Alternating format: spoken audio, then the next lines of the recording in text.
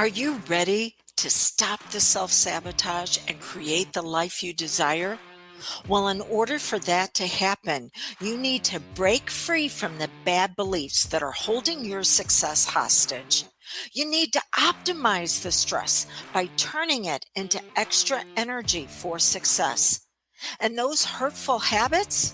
Well, we need to give that pain a purpose for progress. Welcome to Stop the Self-Sabotage and Create the Life You Desire podcast. What happened the last time you tried to stand up for yourself?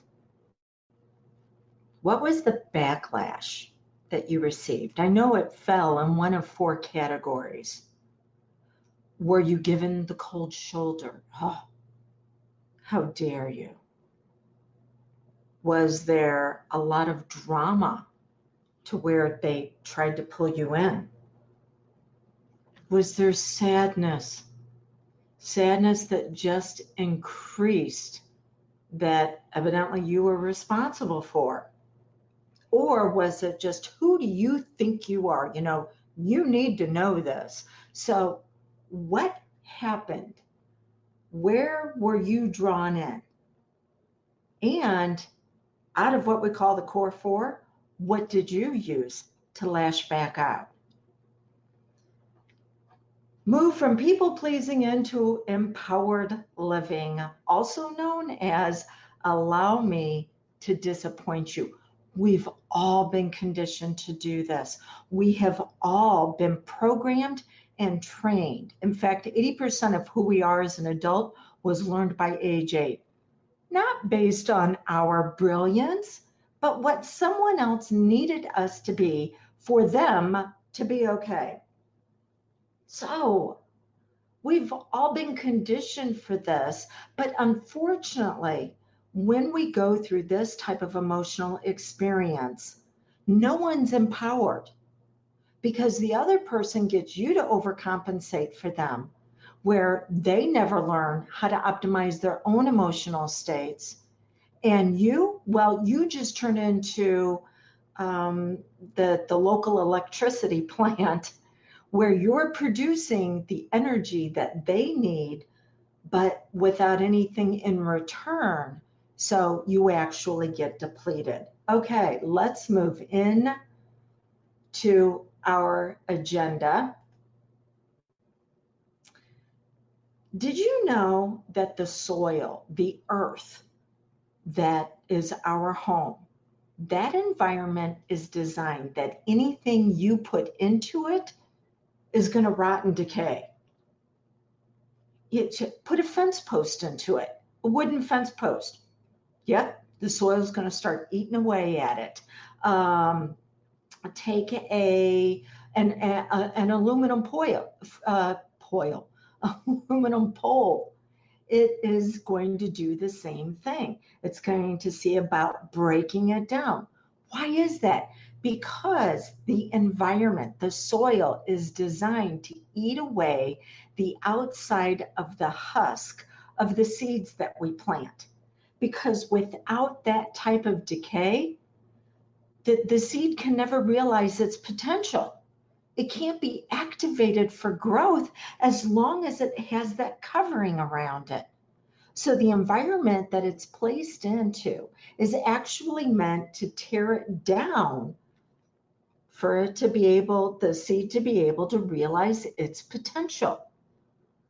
I want you to think of your emotional environments the same way, that it is meant to break down those walls that you've put up around you. It's meant to pull down the ways that you've tried to keep from getting hurt again. But not every emotional experience has that right to enter your space of growth. So when we look at emotional experiences, as far as, okay, should this be something that is actually going to catapult me into progress, or is this going to be something that is going to be used against me. We have to understand what we've been conditioned and programmed for. And this is exactly what's happened with your people pleasing that you learned before age 8 that you're now experiencing as an adult. You made it into something that it was never meant to be. People pleasing is not a way to get love, it's a way to get used. And there's also another side to people pleasing that would be considered the shadow side that we're also going to go over, which is where you become an absolute, what some would say, lunatic, or the B word. I want to be careful with what I say. I don't want Facebook to throttle me back on this. And you're doing that because it's what you're going to get out of it. You think in order to love yourself that you have to have that type of knee-jerk reaction. Remember, reactions are based on past pain. Responses are based on future impact. I want you response-able or responsible. So people-pleasing, whether it's the light side of, oh, they'll finally accept me, no, they'll just use you, or it's building those walls and those barricades, trying to keep you safe, which actually lock you away from the very thing that you want to experience, which is these emotional relationships with others. Either reaction, you made it all about, well, maybe this will finally be the way that I can get loved. Unfortunately, it's not. And so what you learned to be okay with is just acceptance. By the way, who am I to share all of this with you in case you're brand new to my world? Dawn Ferguson. I am a certified hypnotist. I'm also an instructor, one of the few in the Midwest to where I train others to be hypnotists. In fact, I just got done training an advanced class last Friday, to therapists on what I'm sharing with you today and how the mind, the subconscious mind that runs all of our habits and patterns, internalizes all of this and then produces it as our repeated reactions again and again, and how to interrupt that to get the pattern going for the progress instead of pain avoidance. I'm also a rapid results coach. Guess what? You don't really care about all the initials behind my name. What this means is that I know how to get you from where you are to where you want to be as quick as possible. And that's what I'm sharing with you today. Okay, by the way, hashtag aha. Why do you want to put that down? Because I want you to have the ability to win. So between now and Monday, what is next Monday? Let's give this a date. Next Monday, July 29th. Between now and July 29th, you put hashtag AHA down below as a shout out to me and my team on something that you found insightful, on an action that you want to take, on something that you feel is going to help move you into progress, from people pleasing into designing the life that you want to live. Because you've only got two modes. You've either got solving problems or designing a life. They operate two different areas of your brain. And the part of your brain that produces all of this, the subconscious mind, says it will not tolerate a void. So guess what happens if you're in people pleasing or problem solving mode and you just got done solving a problem or making someone else happy? Subconscious says, guess what? We need to fill it with another thing, and it will fill it based on the mode you were just in. So it'll find another person that you need to make happy at the expense of yourself and another problem that you need to try to figure out. That is not going to lead you into those dreams turned reality. That is designing a life. That's what I want you to experience. But to do that, you need to be whole. We don't just look at the positive side. positive thinking does not work long term. I'll actually show you what behavioral science is telling us about how our mind is wired. And if you're going down that route, it won't be very long before you're back into problem solving. So when you put hashtag aha, it does a couple of things. Number one, it reinforces to your subconscious mind what you want to experience. So that's number one. Number two, it allows you to win a gift from me. The course that I am going to be giving away based on the ahas, because I'm going to do what's called spin the wheel of winning next Monday at some point. And I picked from the ahas a winner. By the way, Mary, guess what? Mary C., you are our winner from last week. Rock on. I will be sending you the instructions on how to claim your course. So this week is from goal setting into goal getting. That's what I'm going to be giving away Monday based on the ahas that are placed down below as shout outs. I'm going to scroll through those, pick one at random for our winner next Monday. Now, what else does this do? Because it's a third thing. So it reinforces your identity. You're writing it down.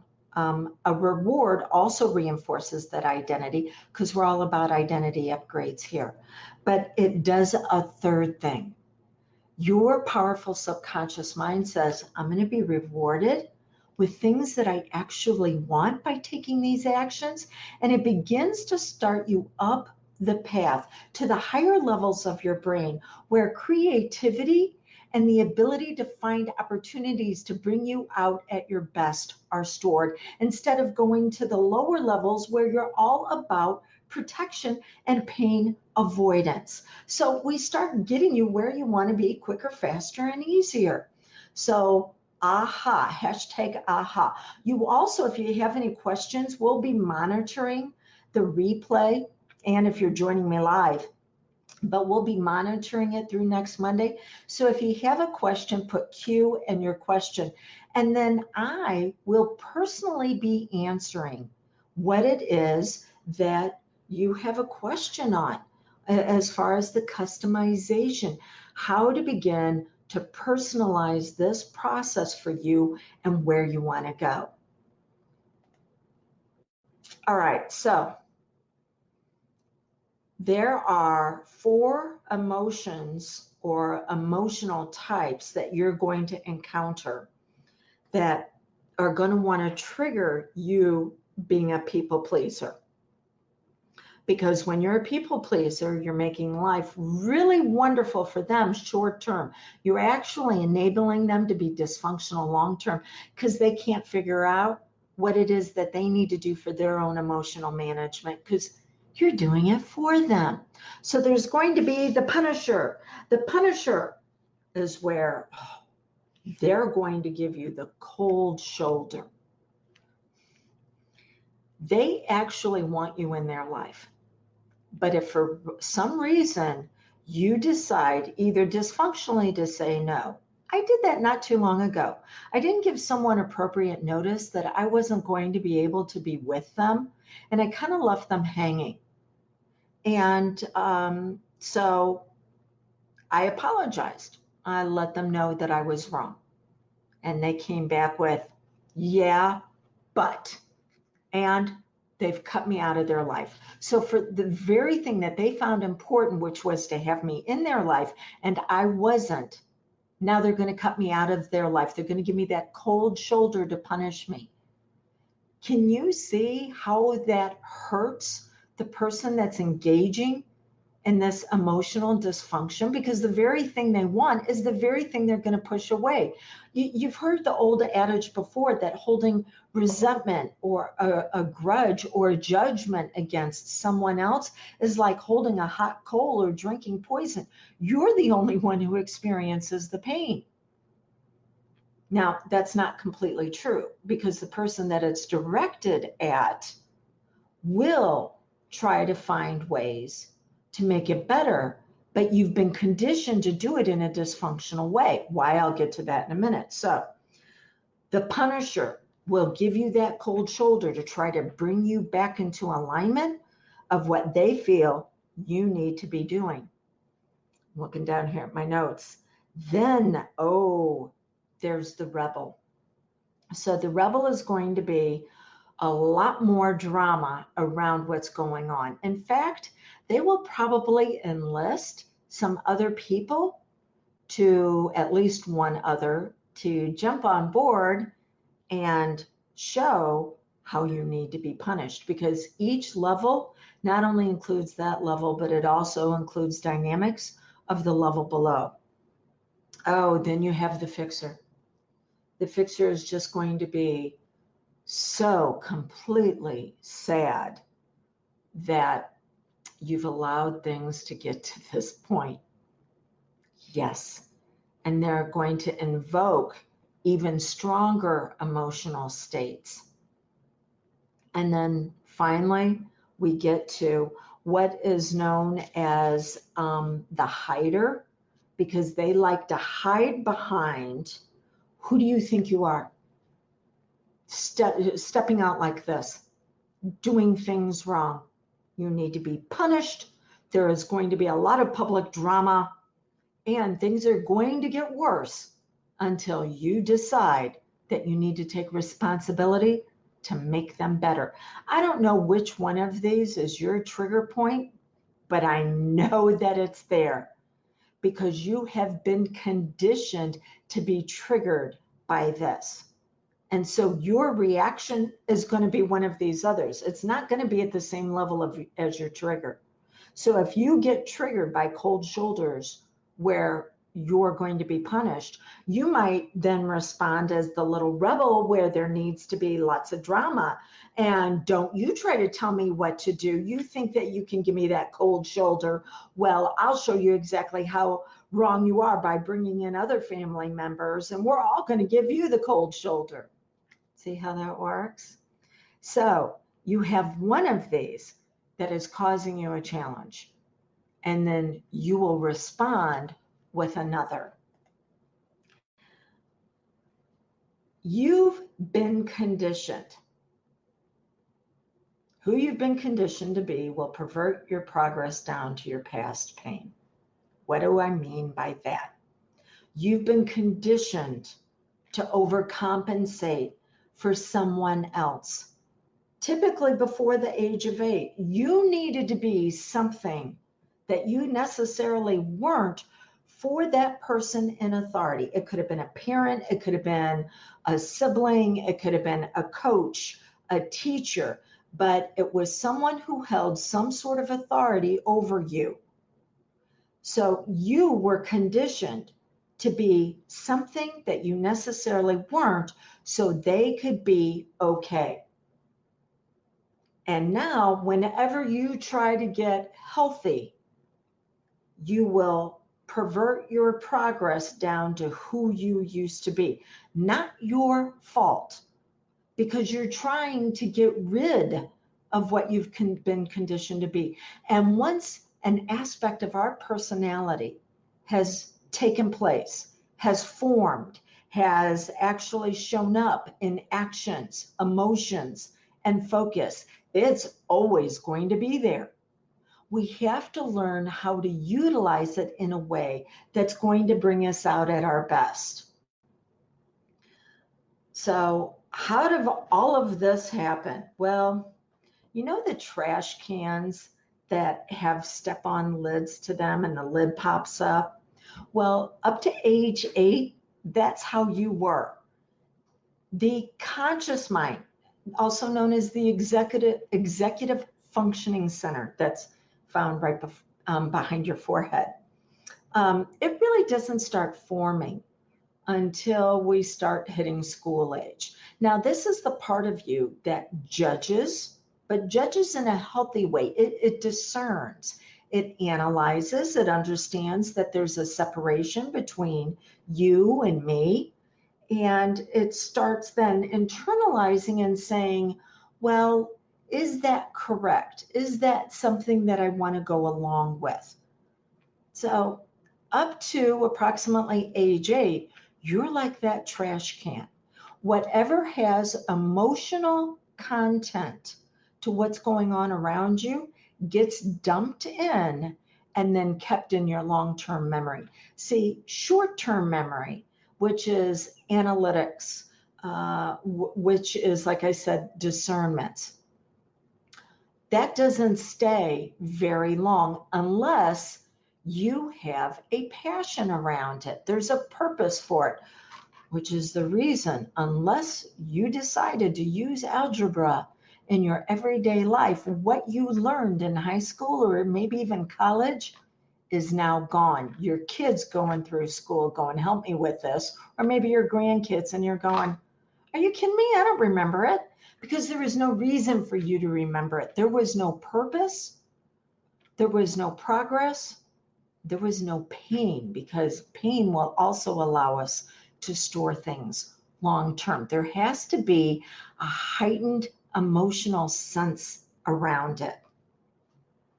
Okay, so trash can, the lid starts forming around age 8 and coming down, and by the time we're 13, the lid is almost all the way down, 95% of the way down. This is the reason why I can't tell teenagers anything. They're having to process through everything that they received their first 13 years. Okay, so it stays open just a little bit, and so you'll only accept in things that go along with your original conditioning and programming, which is the reason why you can't get rid of what you might consider bad habits, bad patterns, those emotional states where you are overcompensating for somebody else, the focus of procrastination and distraction. Instead, you have to learn how to use it. And that is not what we're taught. What's the typical goal setting advice when you're engaging in something that you don't want to experience? Yeah, cover it up. I call it putting whipped cream on a pile of poop. There was somebody here recently who had said, I'm beating myself up in a negative way. The suggestions that she received were on point as far as find something that you feel good about, chant affirmations, look at the positive side. All of those have their place, but not until you learn how to use the poop that has been given to you in the beginning of life. Because all that is putting whipped cream on a pile of poop. It's still crud underneath. But that same poop can be used as fertilizer for your garden of growth. Once you take that aspect of your personality and you give it values in which it can experience the world. There's a part of me, I'll share with some of my examples growing up. I grew up in an abusive household. Hey, my dad had a lot of great aspects about him, but being healthy and functional as a father figure wasn't necessarily one of them. And I had the broken bones to prove it. How did I get those broken bones? I was the rebel. Why would I do that? Why would I not hide? Because I understood subconsciously the pain that was going on between my parents, that he was directing his outbursts at my mom. And so I was going to be the little rebel to interrupt it. And that way it wouldn't be so intense between the two of them. Now they could actually pull together and see me as the problem and then direct all of that pain at me on both parts. Love you, Mom, if you're watching this. Okay, well, the rebel has served me well growing up. It was dysfunctional in the beginning. How dysfunctional? The fact that I was expelled from school. My parents had to go to the school board to get me admitted back in because I had been suspended so many times. But then as I became an adult, I began to rebel against the norms of this is how life has to be. That why is it it's okay for some and it is so not okay for others? What needs to take place? What needs to be upgraded? I would not accept that this was just going to be someone's lot in life. And it took me up a path of understanding how our mind and our personalities, our focus, our emotional optimization, our implementation for results, how it all pulls together. And being the rebel actually led me to understanding more about who we are so I could assist you today with saying, you don't have to put up with people pleasing any longer. That there is progress on the other side and showing you the process of how to get to it. So the rebel was the pile of poop that I actually used as fertilizer. But you have to understand, you're not going to get rid of the punisher, the rebel, the fixer, the hider. Okay, it's got to be brought home. I believe it was Jung who said, I'd rather be whole than good. We need both the light and the dark. Okay, so you were taught to be one of those core four, to overcompensate for someone else, like what I did growing up. And if you tried to step out of it, you were socially humiliated. And this is really important to know. Social humiliation in our brain ranks at the same level as death because it activates something in our primal brain that when we were coming together 40,000 years ago on the Serengeti Plains, and our brain was beginning to develop higher ways of categorizing things, those hierarchies. If we were socially humiliated, we were cut off from the tribe, left to be out on our own. And you're not going to last very long out there. So social humiliation, this is the reason why people have a fear of public speaking. What are others going to think of me? It sets off those lower levels. There's something else that can also set off those lower levels for you to be shamed. And that is going to be the perceived lack of empathy on your part.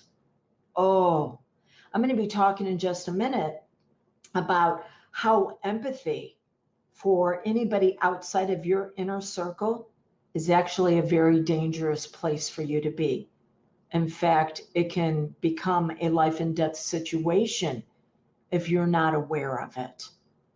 So, social humiliation, this is where shaming comes in. See, there's a difference between shaming and guilt. Guilt is actually very good. Guilt says we have violated our values. And so when we feel guilty, then we say, is there something in this value that I need to be taking a look at and upgrading the value itself, or saying my actions, my emotions, and my focus need to be upgraded? I already told you about the incident where I hurt someone close to me, and it doesn't matter the intention behind it. Get rid of that. Well, my intentions were good. It doesn't matter. Social science will tell you. It doesn't matter what you intended. It's what they emotionally experienced. And I apologized for that because I felt guilty, because it went against my values of empowerment for all. But I was shamed by some other people as far as, do you know what you created? Shaming means bring you back into alignment with what they want you to be, which leads to more overcompensation. How do you handle that? Well, the number one emotional fear that we have that ranks up with social humiliation, it's the reason for social humiliation, is the fear that we're wrong. And how do we fight back? We need to make somebody else wrong. So when you are being shamed, that's what you're going to want to do. You're going to want to lash out with the way you want them to overcompensate for you, because that's what we've been conditioned and programmed to do. You want to make them wrong.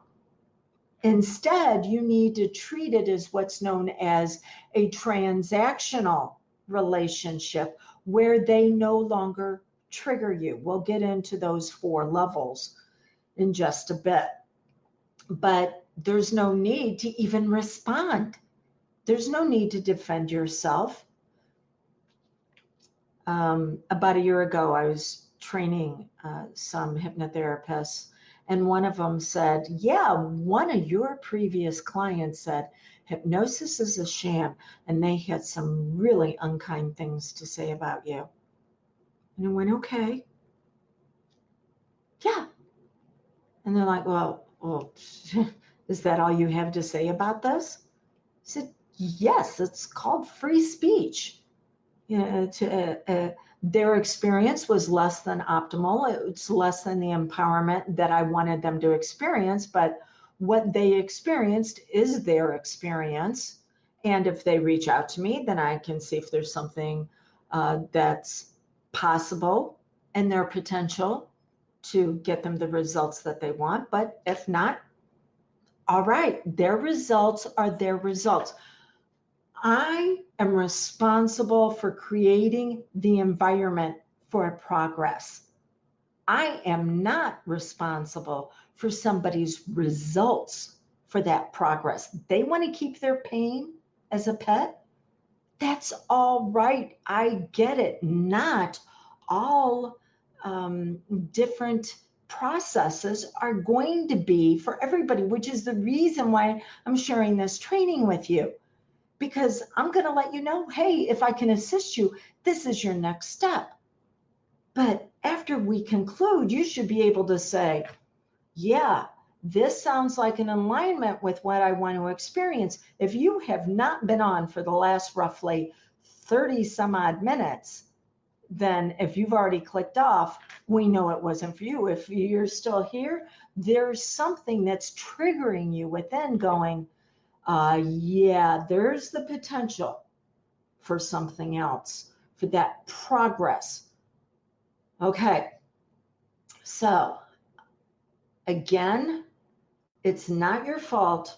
You were conditioned to overcompensate for somebody else emotionally. That is always going to be there. Now we just want to give it a new set of operating rules.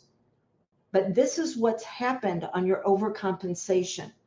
To be able to justify you are the way you are, you built an entire value system around that dysfunction. Values are simply groups of emotional states, not a single emotional state, but it's like the umbrella that holds many emotions underneath it. I'll give you an example. Freedom. Oh, the little rebel. Freedom. You're not going to tell me what to do. That is much different than someone who has freedom as a value system and they decide to become part of a group collective to ensure that freedom, where they take orders. First responders, the military. We both can have freedom as a value system, but how that shows up in our lives can be completely different. So, value systems. Value systems have groups of emotional states. And then because of those emotional states, you wind up having a focus. And then because of that focus, you will have actions that you will take to ensure the continuation of those emotional states and reinforce that value system. You will seek out people, places, and things that will continue to bring about that value system. Oh my gosh, can you see where we've run into a challenge? And I said in the beginning of the training that the subconscious only retains anything long term that has intense emotions around it. Okay, you had intense emotions of some sort of emotional pain that you needed to step in to make better for somebody else. And now your subconscious mind, without your awareness, continues to seek out people, places, and things that will trigger that dysfunction. Now we know why it keeps repeating. We need to upgrade the value system around it. My rebel is still there, but she shows up. She is triggered when anything tries to take away quality of life for me. Not in a selfish way, but in a self-centered way. Because I know if I'm taking care of me, I don't need anybody else to overcompensate for me. I don't need to make them wrong. They can continue to have their opinions. They can continue to act out in ways that they desire or want. Two different things. Desires come from what the universe has placed inside of you about you reaching your full potential. Wants or needs that are never ending are where you have to step in and have someone else fill in that gap for you. So whenever I have the little rebel going, it's going to be good. And you know what? It's going to be good for everybody around me. That's how I've upgraded my value system. What value system do you need to be upgrading? And know this, when you beat yourself up, it is simply a sign that you're overcompensating again. This is when we go back to the manure. When you beat yourself up, when you're like, what was I thinking? Why did I do that? It's no different than the woman that comes home absolutely exhausted because you've been taking care of everybody else all day long at work. She's wanting to make healthier food choices. And what does she find herself doing? She finds herself in an area known as decision exhaustion, to where there's nothing left for her to take care of herself. And so she grabs the first thing that is either going to soothe her or pump her up. So soothing is going to be the empty carbs. Pumping her up is going to be sugar. It's going to be based on what she thinks she needs to be able to get through the evening in a way to where those emotions are either softened or heightened. And she's going to use an outside source to fill in the gap for what she can't do for herself.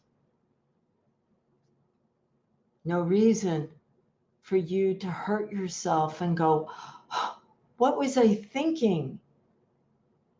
It's simply a sign that says you've done too much for others and you don't have anything left for yourself.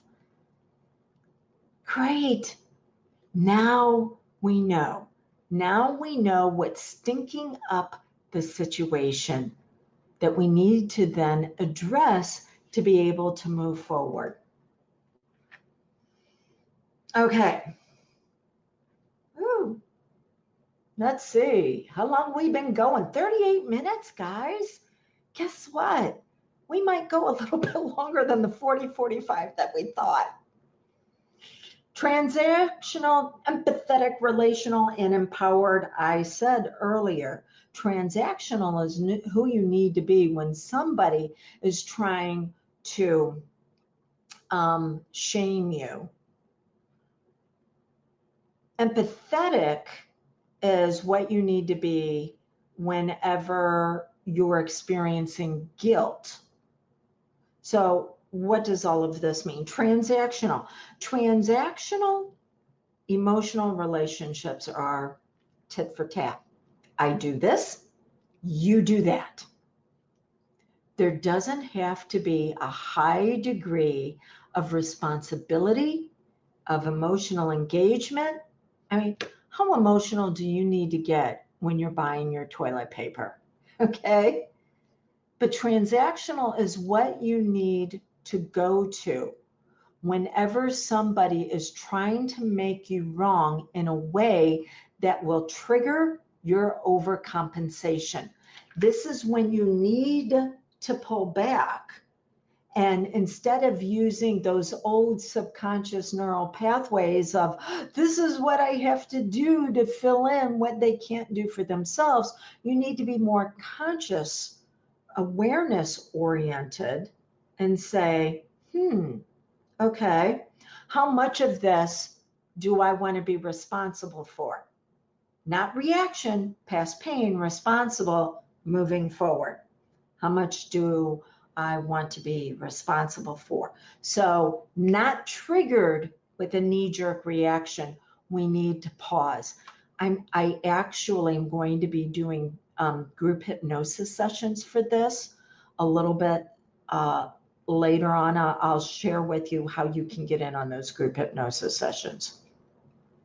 Oh, remember, ahas, hashtag ahas on anything that we're sharing for dreams into reality, goal setting into goal getting.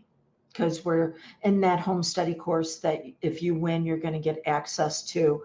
You're actually going to discover the main emotional states, those value systems, and how to move through them rapidly to the progress that's on the other side. So when we're transactional, we're actually a little bit more detached. Now, this is going to bother people. They want to hook you and bring you back in so they can feed off of your emotional states. That's okay. They can do that. Doesn't mean that you need to respond. Then you have empathetic. Empathetic is where you understand pain. And this is when you understand your own guilt. When guilt shows up, you have empathy for yourself. You treat yourself kindly. And you're like, okay, that just shows an area where I need to upgrade my entire system, my mental, emotional, and action areas, your identity. We like to call it an identity upgrade. So, empathy for yourself. Here's where empathy can get dangerous. I'm actually going to go to our next slide. I'll go back to the other two areas. Empathy will use your intuition to lie to you, and this is how you can get hurt. See, when you go into an empathetic state, you actually feel a level of pain that the other person is experiencing. When you go into an empathetic state, your conscious awareness, that executive functioning center, right here, that is able to make big picture decisions based on the whole, not parts. Well, when you're in empathy, that area begins to shut down and you are riding on emotion. And this is what can get used against you. And this is when your intuition can lie to you, because your intuition can only go by on what it has experienced in the past. Your intuition is not present whenever it's doing something you've never done before. That's when you have to use your conscious awareness, not your gut feelings. Okay, how can this get used against you?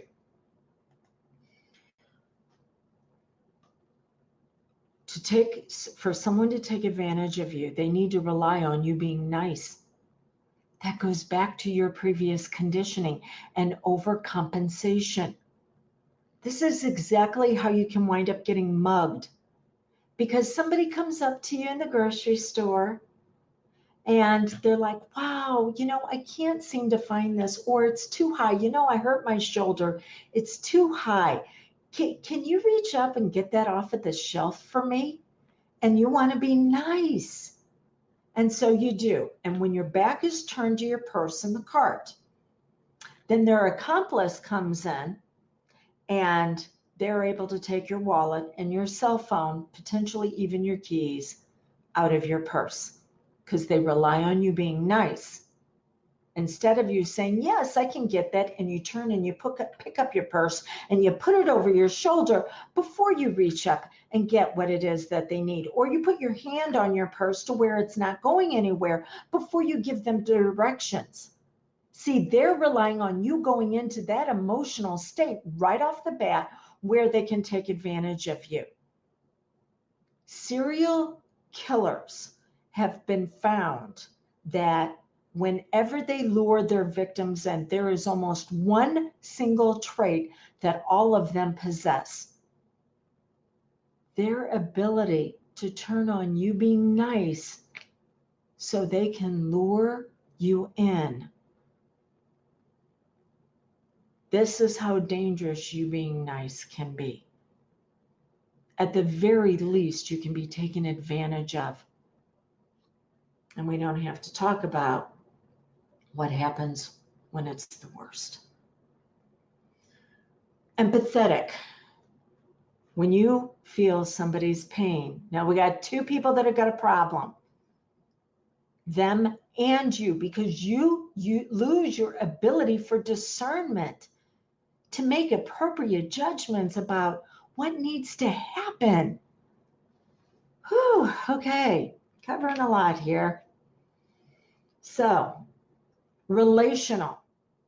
Relational is whenever we want somebody to experience the good stuff that we're experiencing inside, or when we want them to understand our pain.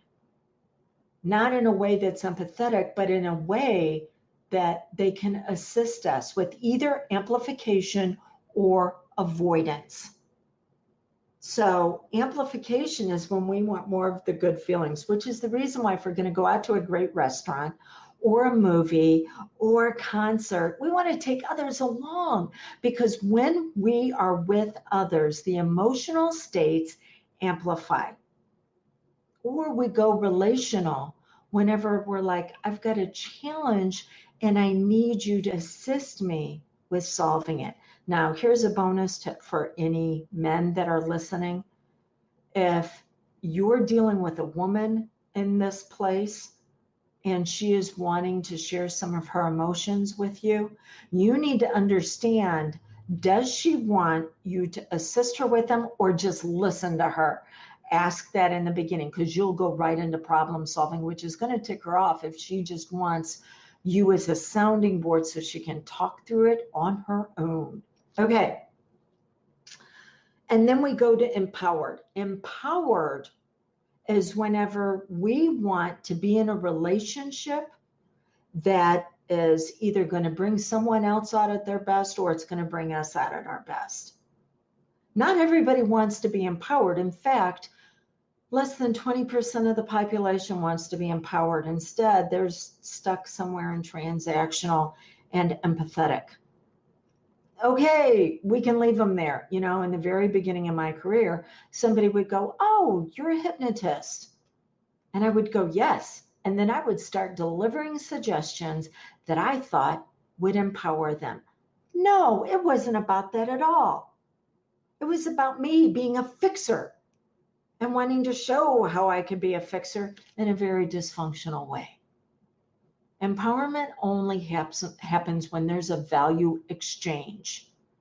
A value exchange is when there is an investment of time, like what you're doing right now, of time and or monetary. That's the only time when it's truly empowerment. Okay. So, how do you fill the space between you and your goals? See, you have a goal. Maybe it's something with your health or something with your finances, or it's a relationship that you want to experience, or something going on in your career, untapped potential. Maybe you want to get another degree. What will you fill the space with between where you are right now and where you want to be? And that's where the problem comes in at. Because for 80% of the population, they will fill it with processes and systems. And you will pervert that progress down to your past pain to prove why another thing won't work, because you either need to have a lot of drama or a lot of sadness, or pointing out that, who do you think you are? You can't fix me. I've got all these challenges. And then you will give a cold shoulder to your progress because nothing can seem to work, because you get a level of importance from it. No, it's what you've been compensated, where you have been conditioned to overcompensate for others. What do you fill the space with between you and your goal? Your identity upgrade, you being whole. What is on the other side of your challenge? And what's on the other side? Transactional, empathetic. Okay, it's what we just went over as far as relational and empowered. That's what's on the other side, because those are direct correlations to the punisher, the rebel, the fixer, and the hider. Okay, so how do you get that identity upgrade? Well, you need to know it's a social experience. You can't do it on your own. Why can't you do it on your own? Because the original identity was not created in a vacuum. It was created through social interactions. So that is the only way that you can upgrade your identity. So this is the reason why, just give me a book, just give me a home study course. Well, yeah, it's going to give you assistance, but it is not going to give you the full emotional experience that you desire to have to bring you out into progress. And remember, you do not get rid of your shadow side. Instead, you use it for empowerment. What is that empowerment?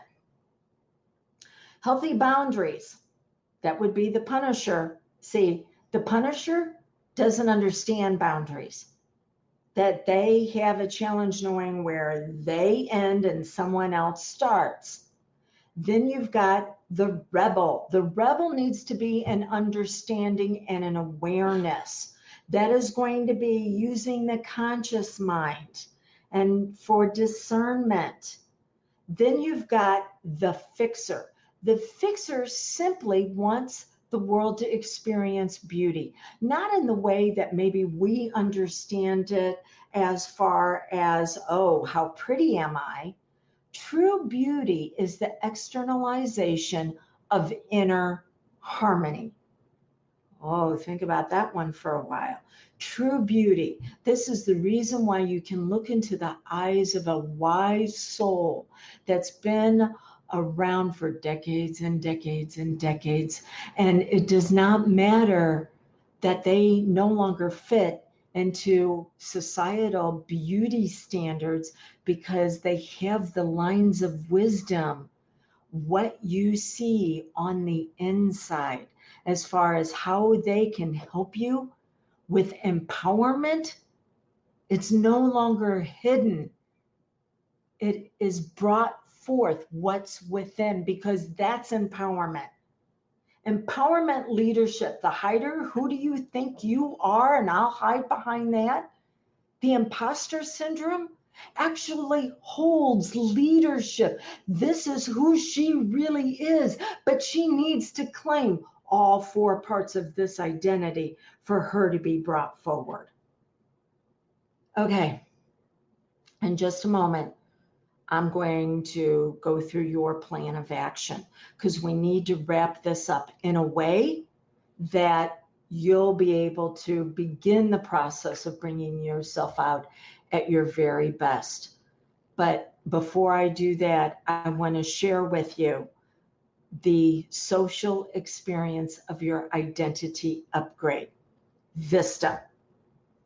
Vista is, I'm going to bring it in for those of you who are on the screen with me. There we go.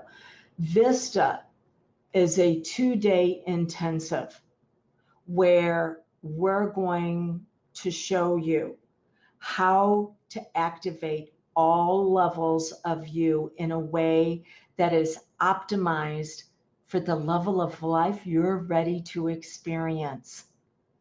This is going to be looking at all 5 areas of your life as far as your finances, your health, your relationships, career, and tapping in to your next level of life leadership. It is truly an identity upgrade, but you need to know this. I'm only accepting 9 into this experience because over these 2 days, I know you're going to get triggered, and we need to be able to handle those triggers of taking your shadow side and then upgrading your value system. So if the bitch shows up, we know then how she can interact with the world around you for progress in a way that is going to lead you to what you want to experience, not the overcompensation, and you're just having her activated as a way to protect yourself. No, she can actually be here for progress. Anybody tries to violate your boundaries, oh, you know that she can be there to keep that pain at bay in a way that is going to have somebody going, no, this is not an easy mark. So I only accept 9. Now, you have multiple dates to choose from. You even have the ability to bring a friend for free, because I want you to share the investment on this, because you're going to think I'm crazy when I let you know what the investment's going to be. Now, like I said, you've got a payment plan, but for your ticket, your investment, even with your payment plan, once it's been paid for in full, is going to be $594. This is the reason why I say bring somebody else, okay? And have them share in the investment. So again, Vista stands for vision, your identity upgrade, because everything flows from your identity. Who do you need to be? Inspiration. Everything you do is to get an emotional need met. How can we get that same need met, but in a way that is healthy and functional for you? Then we put together the strategy of going from wounded to wealth in whatever area of life that you want to focus on. Tactics. You will then be given a system that you can use for acceleration in any area of your life and achievement. There's actually supposed to be end results for this. DrewDawnFerguson.com/Vista, VISTA. Join us. This cannot just be another training that you take that you're like, oh, that's nice, but it does not reinforce who you really are, bringing yourself out at your best. Remember, we talked about that at the very beginning. If you, and it's got to be a social experience. And if you've got questions on this, reach out to me. 636-699-7791. By the way, if you secure your ticket and you have your bring a friend for free option, you secure your ticket by next Monday, then I am going to reward you with the course called Wealth from Within. That is going to start the identity upgrade. It's going to lay the foundational process. It's the master course. It's my go-to course for any area of upgrades. So if you were to work with me privately in Wealth from Within, it's a 2-month program. It would be a $2,000 investment. I'm going to gift you that course, not to work with me privately, but the course itself to begin to lay the foundation so that when you come into Vista, you're ready, you're prepared for it. You secure your ticket between now and next Monday, you will get that as a bonus. Okay, so now let's move into your plan of action. Your plan of action. How do you get triggered? What are those 4 areas? The punisher, the rebel, the fixer, the hidden. Okay, how do you get triggered? And which area do you come from to lash back out? The second thing that you want to be looking at is how have you then allowed people to move into that enabling to where they want you to be empathetic to their pain, and where do you need to start being more transactional and saying, hey, I'm not quite sure. And then the very last place, how do you stop yourself? Where do you stop yourself at? And I know exactly where you stop yourself at. You stop yourself when you have to take 100% responsibility for creating a new experience in your life. You keep relying on your intuition. Does this feel good? And it keeps recreating same experiences. Start upgrading the intuition by developing a value system around the identity of who you really are, but it's been laying dormant. Whew. Okay. We covered a lot in the last area. Remember to give me your ahas and drewdawnferguson.com/Vista. It's time to bring you out that empowered identity you already possess. It's who you really are. I'd be honored to be able to assist you with it. Until we get together again, blessings on your brilliance. Bye now.